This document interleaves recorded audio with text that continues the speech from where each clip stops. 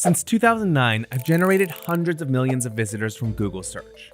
But for the first time in 17 years, I'm questioning everything I know about SEO. SEO used to be simple. You'd find a keyword, post optimized content, get backlinks, and boom, huge traffic, huge income. But that playbook is dead. Why? Mostly because of AI. AI has flooded Google with cheap mass-produced content, and in response, Google has cracked down harder than ever, erasing perfectly legitimate websites from search results. But that doesn't mean SEO is dead. Google still gets 5 trillion searches a year. That's roughly 100 times more conversations than ChatGPT is expected to have this year. SEO has just evolved, and if you don't evolve with it, you're going to waste months or years on strategies that don't work anymore. So in this video, I'm going to share exactly what I'd do if I was learning SEO from scratch in today's AI era. Now, despite all the changes AI has brought to SEO, fundamentals haven't gone anywhere. People still search using keywords and topics. You still need to create content that search engines can find, index, and understand. And backlinks, they still help pages rank high in Google. So the first thing I do to learn SEO in this new AI era is to learn the fundamentals of search engine optimization because they haven't changed. Now, learning the fundamentals and getting good at executing them used to be enough to drive tons of free search traffic before AI tools, but they're no longer enough to stay competitive. And the reason comes down to a mental shift most people, even pro SEOs, haven't figured out yet. Before AI content tools became mainstream, ranking on Google was easy. People would copy the top ranking page, add a few extra points to make it feel original, sprinkle in some keywords and cover subtopics, get a few backlinks to the page, and first page rankings would come fast. And because it worked, everyone did it. SEO copywriting became so mechanical that writing for SEO became an industry phrase. But here's the flaw. Search engines don't buy from you. People do. Now that AI can mass produce this kind of content, it doesn't seem like Google wants to reward writing for algorithms the way it once did. Instead, it seems like Google is doubling down on what it's always wanted, to deliver the most relevant and useful result for any given search query. And are they getting it right all the time? Not even close, but they're trying.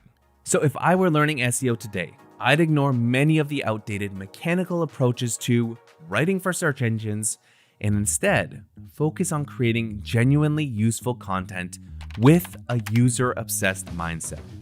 What does that mean? Well, let's say you wanted to rank for the query, how to start a YouTube channel. Instead of asking, how do I rank for this keyword? What do I have to cover? Start by getting obsessed with what the searcher actually wants to know. Are they a total beginner? Do they need gear recommendations? Are they struggling to find a niche or something else? Then dig deeper. Why do they want to start a YouTube channel? Is it a creative outlet or a way to make money? How do they want the information? Would a checklist, step-by-step tutorial, or interactive guide help most? If you don't understand the searcher's intent, you'll end up creating content that doesn't actually help the people you're trying to serve. But if you nail what they're really looking for, you won't just rank higher. You'll keep people engaged, build trust, and convert more visitors into customers. Now, that doesn't mean you should ignore AI tools. In fact, I think that every SEO, new and experienced, should be embracing AI tools rather than resisting them.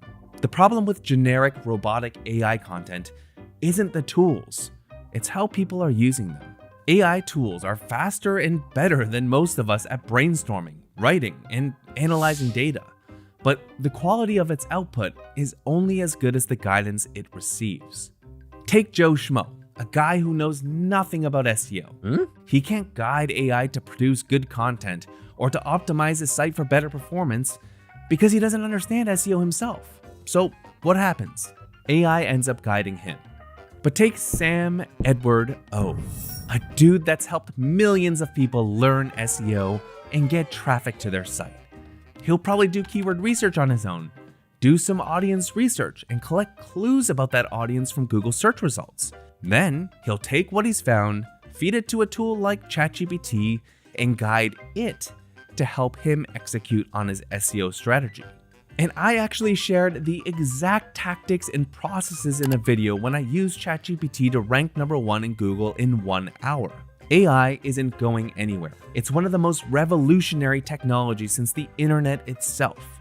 So instead of avoiding it, learn how to use it properly. And SEO goes way beyond just content creation, so the use cases are truly endless. Bottom line, use AI as an assistant, not a replacement. Train yourself to be the operator, and you get those operating skills through strong SEO fundamentals and first-hand experience, all of which you can learn for free in our free SEO course for beginners.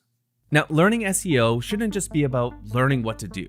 It's also about knowing what to prepare for, because once the traffic starts rolling in, it's going to feel like free money, and that's when things get dangerous.